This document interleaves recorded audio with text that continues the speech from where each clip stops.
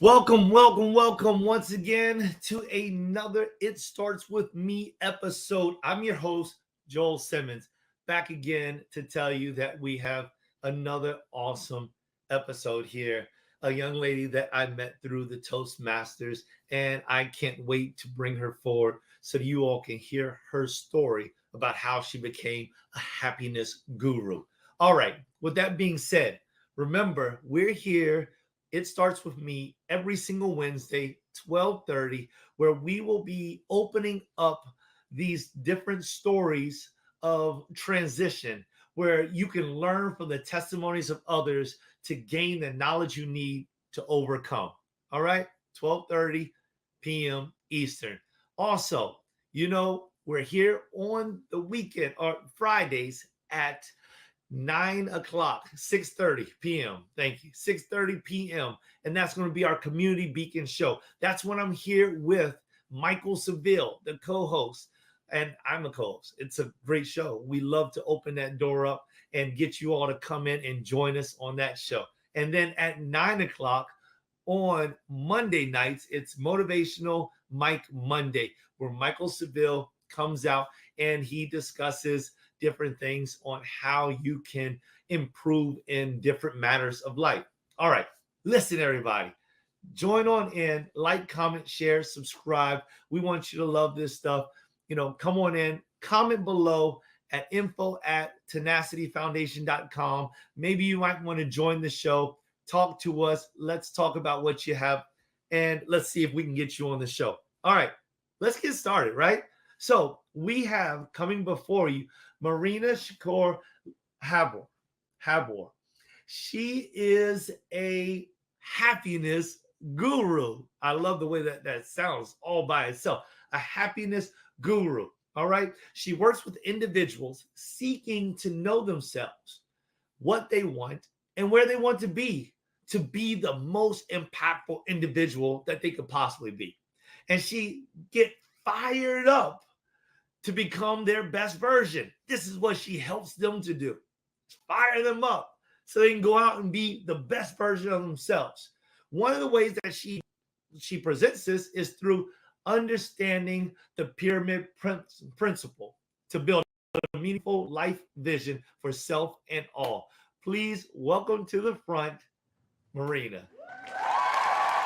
Thank you so much, Joel. How are you doing today? Terrific. I'm glad to be here. I'm delighted to be here. Thank you. How are you? I'm doing well. It's been quite the eventful morning. Quite the eventful morning. Always good. Always good. I feel as if this is going to be an awesome, awesome, awesome interview, especially because of how eventful it has been. I've felt like I've gone through catastrophe after catastrophe. So I am ready for you to just inject happiness all over this place. Indeed, happiness is the key to life. If we are happy, life is easier. It's better. How did you come up with being the happiness guru? Where did that come from? Well, I have always been a happy person. There have been many challenges in my life, like in everybody's life, and I'm no different than anybody else. But in most situations, I have found my bearing and I kept my happy and my optimistic and positive and the certainty with which I go through these challenges, except for one time. And I got very dark, and my mother looked at me and she said, "You know what the greatest loss is of this entire situation?" And I thought, "Oh no, there's more." And so she said, "It's losing you, who you are.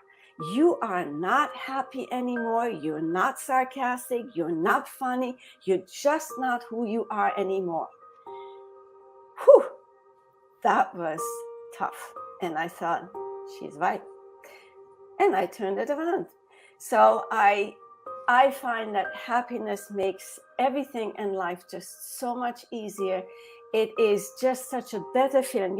It's that higher feeling, the emotion that lifts you up, and that attracts more of that to you, and you spread happiness throughout your community.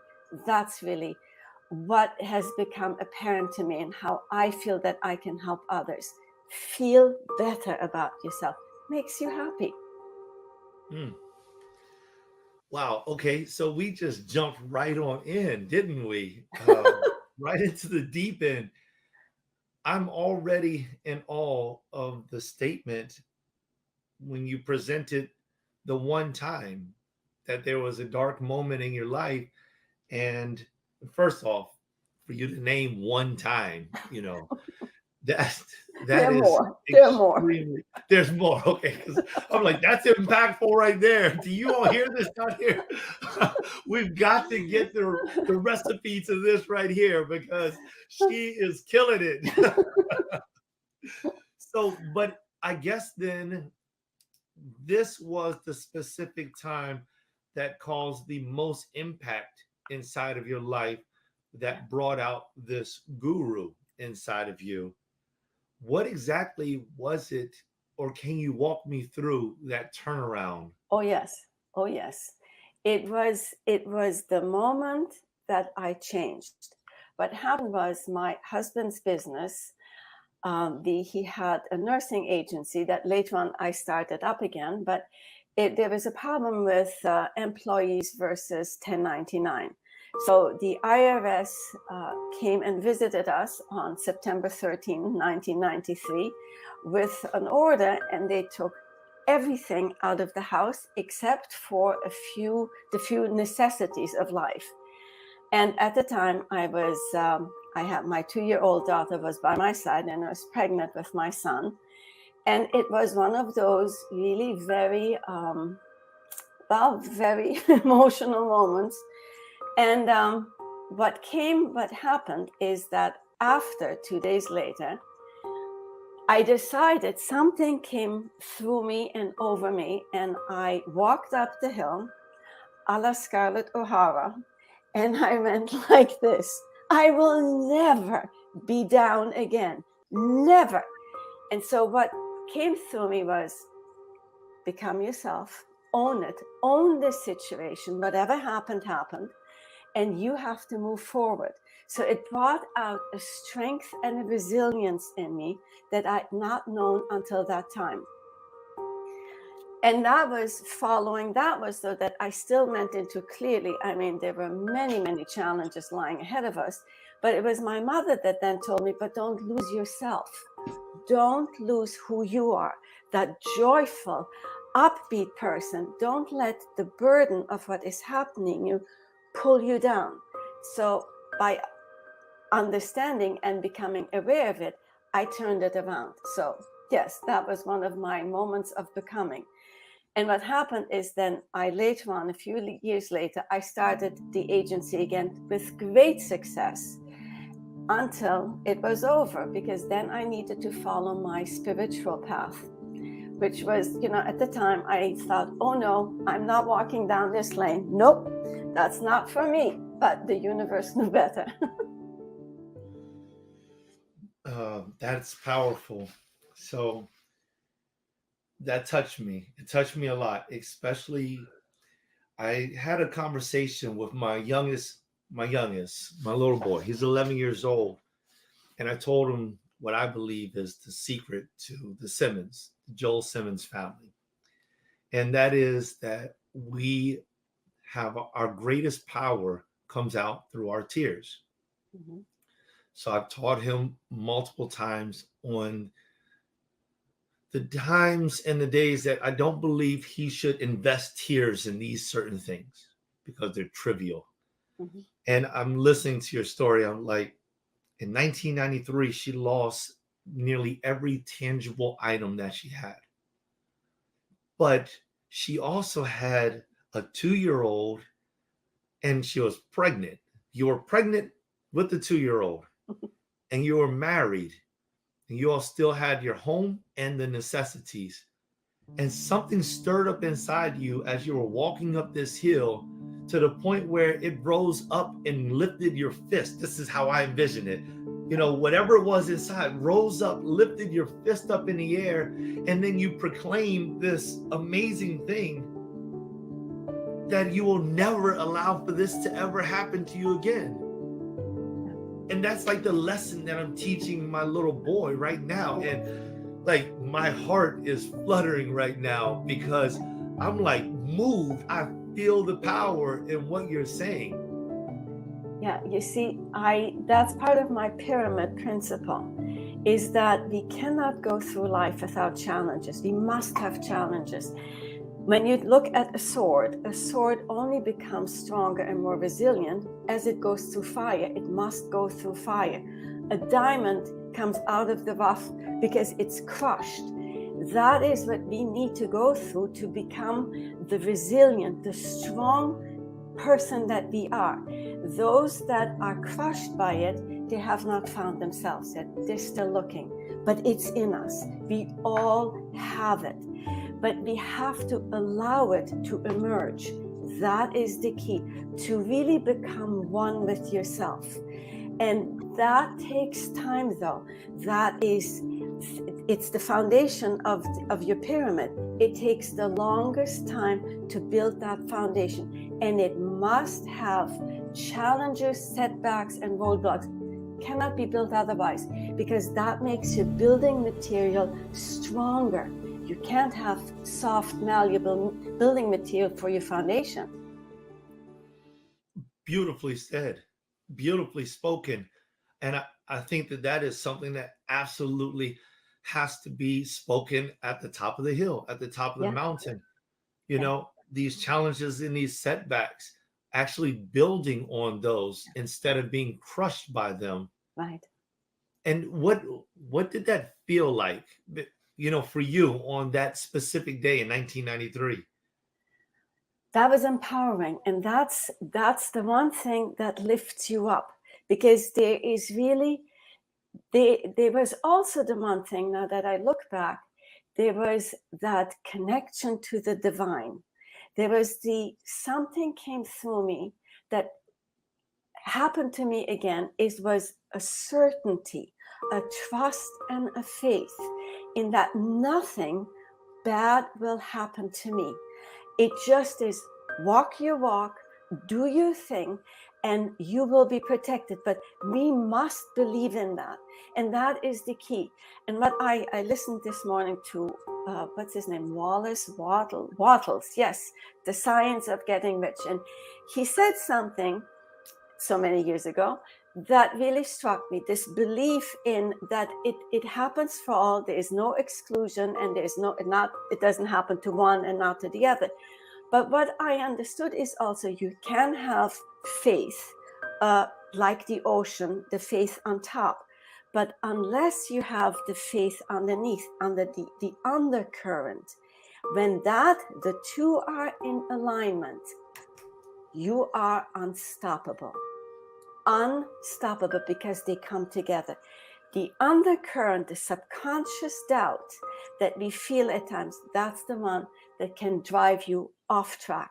So when you work on this subconscious, you got it. And how do you propose that you work on the subconscious? By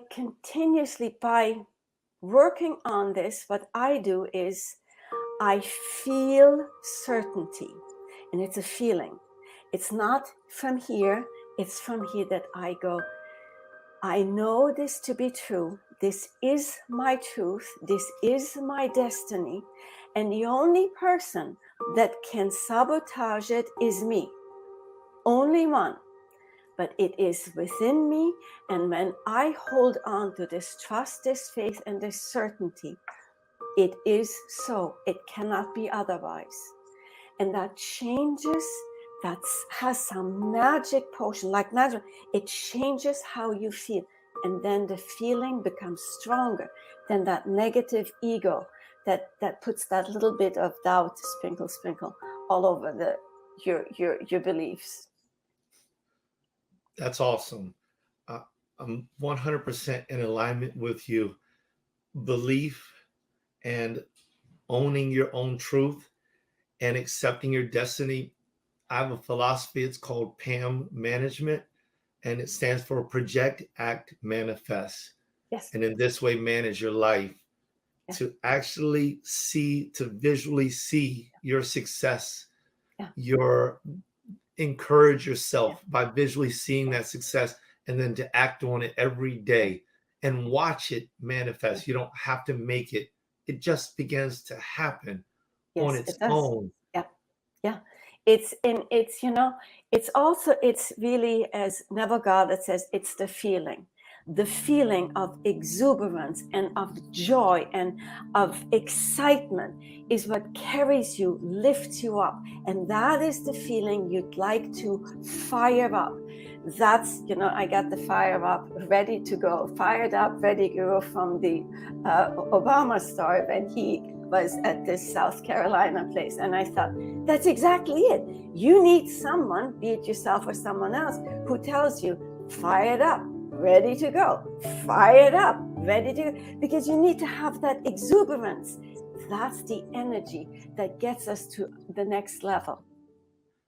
You made me think of it. It's almost kind of like being on a race car track, and it's like the ready, set, and then you hear the engines, and Exactly. everyone in the audience gets fired up because Yeah. they feel the power Yeah. of the engine, and just feeling that power of the engine makes you feel like this is going to be a great race. Exactly. Oh, it's going to be good. Yeah. And then what comes next is you're Yeah. off to the race. Exactly. That fired up. And that requires, bottom of your pyramid, that requires the most energy is at the bottom. As you get higher up, you throttle. It's, you're on maintenance. And then at the very tip of your pyramid, that's where most people give up. 99% of people give up right there because they're exhausted. They don't see the results. They start doubting. And that's the moment when you need to sit back for a moment and then hit that gas one more time and push through. Get fired up one more time for that end round. That was beautifully spoken. Absolutely beautifully spoken, because so many businesses, so many relationships, they come to a halt as soon as the things become difficult. But I agree with you. I believe that many people are right there at the finish line or close to it, but they just don't recognize it. Right. And Right. they throttle down instead of throttling back up. And I mean, Exactly. in a race car, sometimes you do want to throttle down, Yeah. but Yeah. not because you want to slow down, but Yeah. because you want greater RPMs. You want more power More. to More power. impact your thrust forward to get through that hurdle. You Exactly. said this. You said that you are, or I am, or we are the only one who truly can sabotage Yeah. ourselves. Yeah. Yeah. No one Open that up else. for me. Well, you see, we can blame it on other people. There's no question about it. We can blame it on the economy. We can blame it on, I just was in a movie and I played a certain part, and that part made me become and do the things I did at the Oscars. But that's not it. I did it. In the end, I am responsible for my actions, my thoughts, my words, and my emotions. I am all of that, and I am responsible. I'm even responsible for the undercurrent, the thought behind the thought behind the thought. I'm responsible for them. So take ownership and change the thought of it. We don't have to accept every thought that comes into our mind, but we are in the habit of accepting them. We are also, at times when we go for change, we try to change too much too quick, and then we get overwhelmed and we call it a day because it can't be done. It's like going to the gym and you take the whatever, for me would be like the 50-pounder. I will never come back. But it's the same when you try to change a habit. Don't do all at the same time. Don't change your feelings and your thoughts all at the same time. Starts with a little one, but change that thought. You don't have to accept every thought that comes through your head. They may not be yours, but once they enter you, you're responsible for them. So change them. Don't accept them. Take your power back. It's your power to become who you are. That's it. Excellent. I'm 100% aligned with you. Uh, I teach a lesson as well. It's called little is more. You know, Mhm. start with something small and Yes. then build. I hear that coming through you as well. And this is something that you share with those that you coach or Yes. consult. Yes. Because, when you start at the bottom of your pyramid and back again at the top, what you do is you see a lot of shiny things. At the bottom, you need to see all those shiny things because you're learning. You're learning. Everything that you do is contributing to your knowledge. And you can also reject and say that was not good, but it still, again, makes you stronger because you're taking something from it. It happens for you.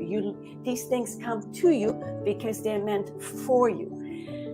When you get to the top of that pyramid, very often, because of that fear, that last push through, what we start doing is we are no longer focusing on that, but we're focusing on the shiny objects just so that we don't have to go through the final pain. It's just like labor too, that final pain. Oh no, let's look at something else. Quick, that must be better. Quick, let's go.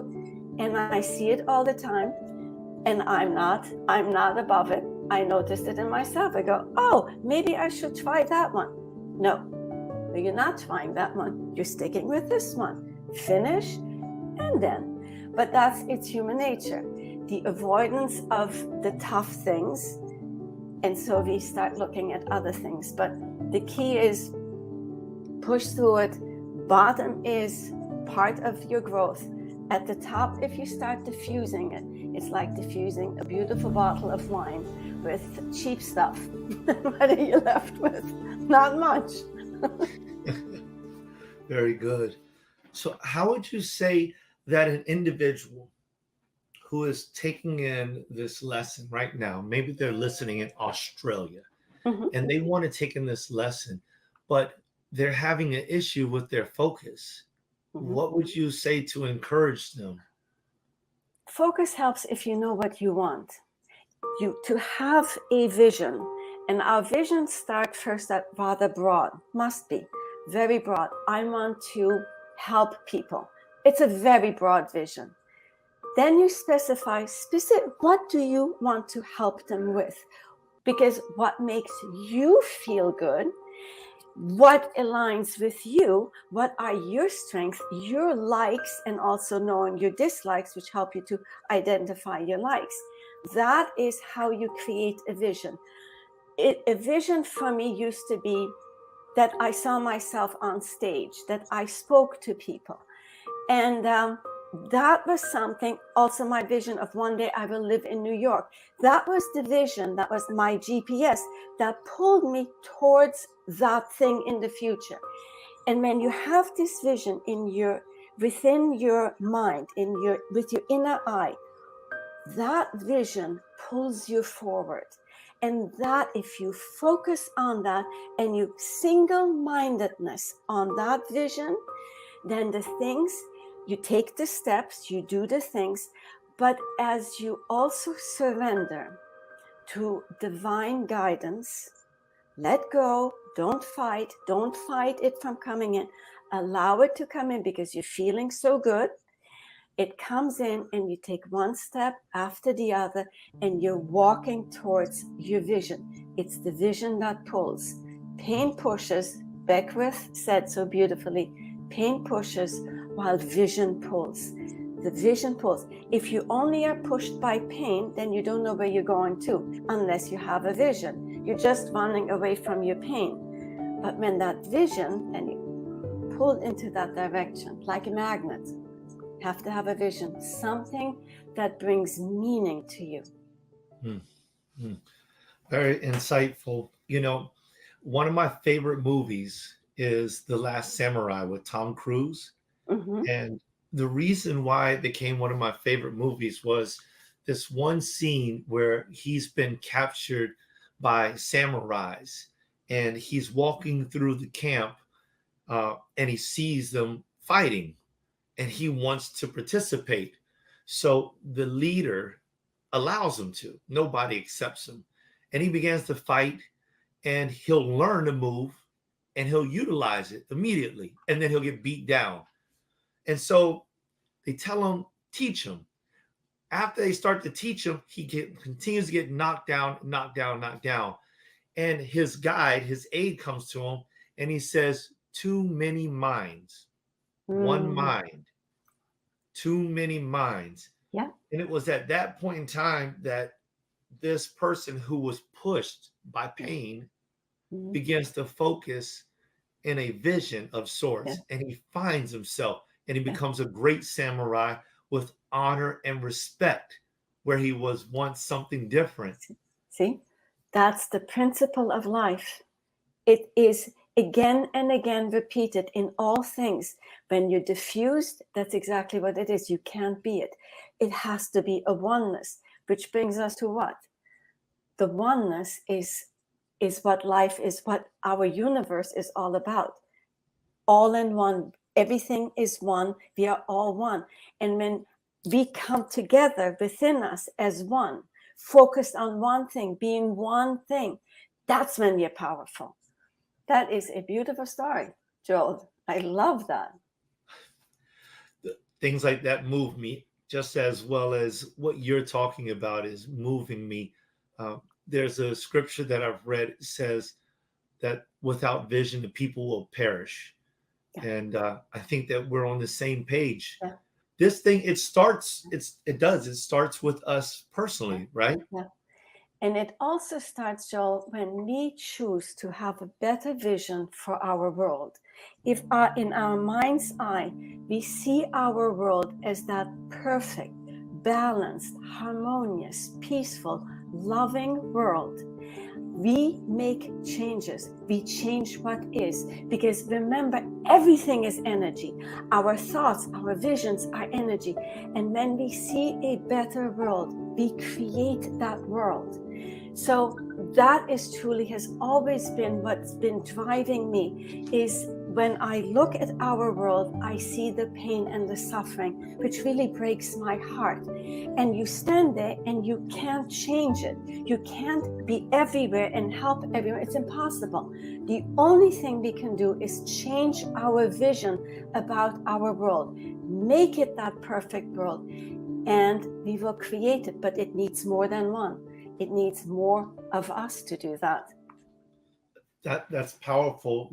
That's like the first law of thermodynamics, the law of energy of conservation, conservation of energy. That energy can neither be created nor destroyed, right? Energy can Yes. only be transferred or changed from one form to another. Yeah. And I feel that's what you're saying. And all of Exactly. us have a piece of that. Is that Yeah. right? Exactly right. Yes. Yes, exactly right. And so we build on that. Well, what would you say? Because somebody is going through a traumatic situation, maybe something that you've been through, maybe it's something that I've been through, maybe something totally different. And they're stuck there. It's like having a vehicle, having a truck or a car in the middle of the wilderness in quicksands. The wheels are turning and they're sinking deeper and deeper in, and they just don't know what to do. How do you help someone like that? Someone like that, what I would try to identify is what got you here. What made you be in this hole? So I look back at their stories of their past, and I find that all these stories, when I line them up, there's a message in them. And what I do is I take that message out, and then I work with them to let go of the rest. Let go, cut the attachment to your past stories that are no longer of any value. Take out of those the nuggets, the lessons, learn from that. And therefore what you can do, what you're doing is you are changing your perspective on what happened. Instead of becoming the victim of your stories, you become victorious through your stories. And by looking at yourself, I change perspective. And then what we really need to work on is always how you feel about yourself. We cannot change anything. It starts with you. or me. So what we have to do is change how you feel about yourself. Build yourself up. That's exactly what I did at that moment. Was I built myself up and I said, I will never be down again. So we need to build on self-confidence, self-esteem, self-love, respect. And I know that self-love is a big taboo, and because it's considered to be somewhat narcissistic, but it's far from it. Because if I don't love myself, I cannot love another fully either, because it starts with me. Beautifully said. And those are nuggets right there. I think that you explained that really well, because it does start right there. It starts with me, changing my own thought process. And I know that for me, in the year 1919 and early 2020, excuse me, in the year 2019 and early 2020, I went through some really dark places. And I had the same type of just movement, this overwhelming experience. Like, no, I will no longer be the victim. No, I just cannot. And actually, the Tenacity Foundation is birth child of this movement. See, now that's powerful. Why did you have to go through that? Because you had to give birth to this movement. It's amazing. You're amazing. I love it. I love it. You're These things amazing. happen for us.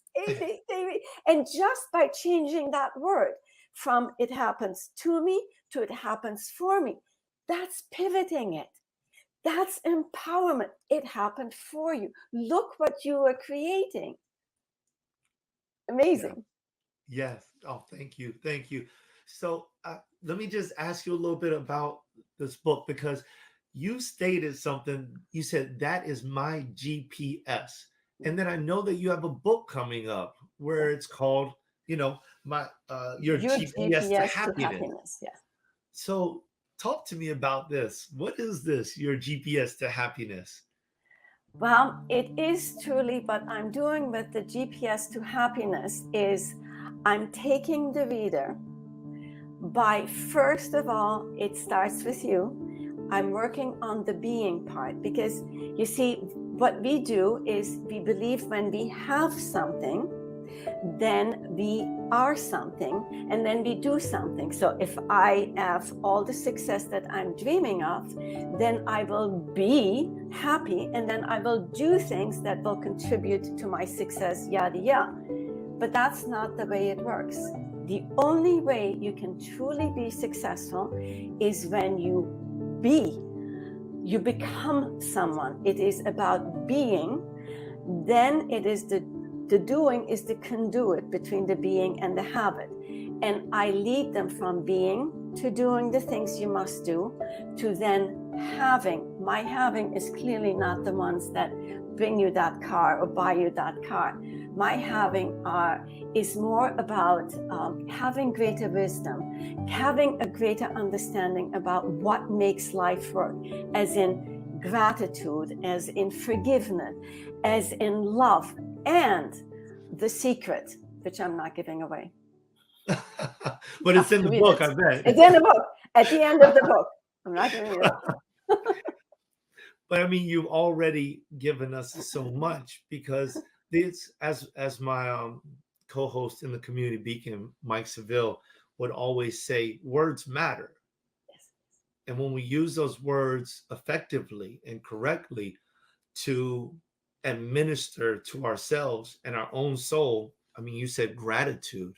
I mean, what type of change would a gratitude, a grateful attitude have inside of you? Yeah. Gratitude changes everything. When you are grateful for even your darkest moments, that's the key, because you can't just go, I'm grateful for the good things. No, you have to also be grateful for your dark moments, because there's something in there. And in these dark moments, find the light. In these dark moments, thank the universe for you woke up. The sun is shining. You woke up in your bed. Anything anything at all. Find something to be grateful for, because that changes you. It changes your attitude. And that's what it's all about, changing yourself and your attitude. Yeah. So instead of saying, oh, I have no meat in the fridge, all I have is bread and peanut butter, then maybe say, oh, yes, I got bread and peanut butter. We're eating today. And I have a fridge. And I have a fridge. I have a fridge. You know, you're amazing, because that was also part of what gave me the backing to start the Tenacity Foundation, because I look back over the last 20 years and I told my wife, I said, no matter what we've been through, and we've been through a lot, and we've lost a lot, no matter what it was, God, my belief, God has always given us back more. He's always brought us through. You know, we were almost out on the street and nobody even knew it, because the Lord opened up another door and we walked right into another home just like that. Nobody even knew. My kids didn't even know. Nobody knew. When we didn't have food inside of our fridge, people started giving us food. They didn't even know that we didn't have food. There was, and I tell these testimonies openly. My wife used to get upset with me a little bit. She's like, don't tell everybody. But now she's like, that's Joel. That is beautiful, and that needs to be shared, because that shows you how the divine guidance works. It led you from the dark to the light. It is always with you. God is always with you. We are the ones that doubt his or her presence. It's not, God never left us. We left. So it's here. The presence is here. It is for us to tap into, and sharing your story. That's a beautiful story, and that's powerful, and that gives people hope. So I'm glad you're sharing that. And I've come around and I'm sharing my dark stories too, which I was for a very long time very embarrassed about, just like your wife going, no, don't talk about that. I feel like there's a power. There's a power that I gain, and I'm curious about you as well. Is there a power that you have gained by sharing or letting it go, to be free for other people to interpret it or feel whatever they want to feel with it? It's freedom. It's freedom to come. I called it, I came out of my spiritual closet. Wasn't that easy, but I came out of it because I thought it was the path that I had to walk, and I resisted it. I didn't want to go there. And I was running around the lake in my house in New Jersey, and I lost the business that I built up. It was no longer functioning, and I was heartbroken, not only about the loss for my future, but also the nurses that worked for me, the employees that worked for me. They were standing there and they didn't have a job, and I felt terrible about that. So as I ran, and I was really more and more overwhelmed with grief and, pity and self-pity. And I came to the other side of the lake, and I thought I'm going to have a heart attack. And I heard the voice and said, no, it's not a heart attack yet, but if you keep it up, it will be. Walk your path. Walk your path. And I knew, okay, the universe spoke, God spoke. Oh, get out of that spiritual closet of yours. Wow. Okay, so I don't know which way I should start. I think that I want to start with, you running around. This is the second time you've mentioned something like this. The last time you said you took a walk, in 1993. You walked up a hill, being pregnant, and once you got to the hilltop, you released the things that were inside of you, and now you said you were running around the lake. And when you came to the end, you must have been running fast if your heart was beating so hard that you felt like you were going to have a heart attack. I mean, you put in work. So explain that to me, the acceptance that came there and the power in that alone time to, I don't want to put words in your mouth, the power in that alone time and what happened, what transpired in your mind. It just, this is not coming from yourself. That this is channeled through you. It. There is a difference between what I tell myself and what I know comes through me. And I knew that, and I knew that I'm not going to be able to fight the universe. Besides, there's also something called we making an agreement before we are born, that we have a certain mission that we decided for ourselves that we are going to take care of in this particular lifetime. And this was probably a reminder saying, Marina, remember that mission that you were supposed to be going on? This would be the right time. But apart from making fun of it, it is, you feel the difference when the divine speaks through you. There is no second guessing it. There is none. And you follow it. Explain that a little bit more. How do you know that you're being spoken to? I hear the voice. I hear the voice. Very loud, very definite. And it's just, I've heard it a few times and I've heard it since. And it is always an empowering feeling at your heart space. It is so because you feel it here. It's not from here. It's from here. That's our power. That's our real brain. And from my real brain, through probably my chakras, it came through me and I heard it. I mean, literally heard it. And what it did to me was, it calmed me down. I said, okay, I'm fine. Let it go. Let it go.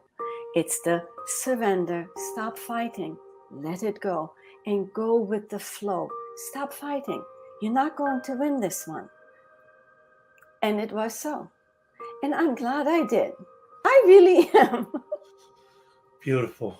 Beautiful. And that's part of the diffusion that you were speaking about earlier, to just accept it and just let it go, which is a powerful lesson.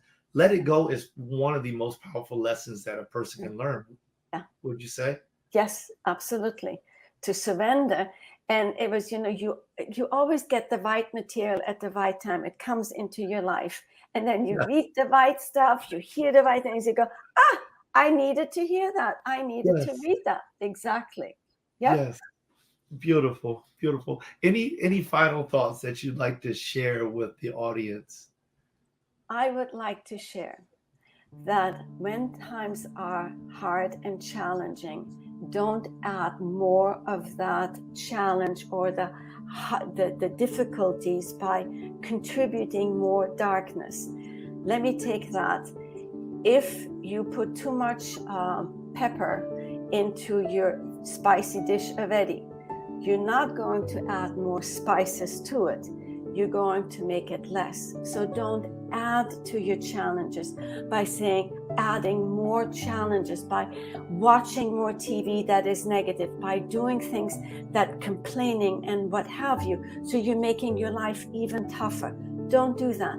Choose to look at positive things. Listen to positive things. Read uplifting things. Lift yourself out of that darkness by also motivating yourself. Do this for yourself, and you do it for everyone. Beautifully spoken. Thank you, Marina. Thank you. To everyone, Marina Shakour Haber. Haber. Did I say it right? I got it. I think so. I love you. You're a sweetheart. Love you too. I look forward to seeing you again in Toastmasters. Thank you for being on It Starts With Me. Thank you so much, Joel. What wonderful lessons were shared today by Marina.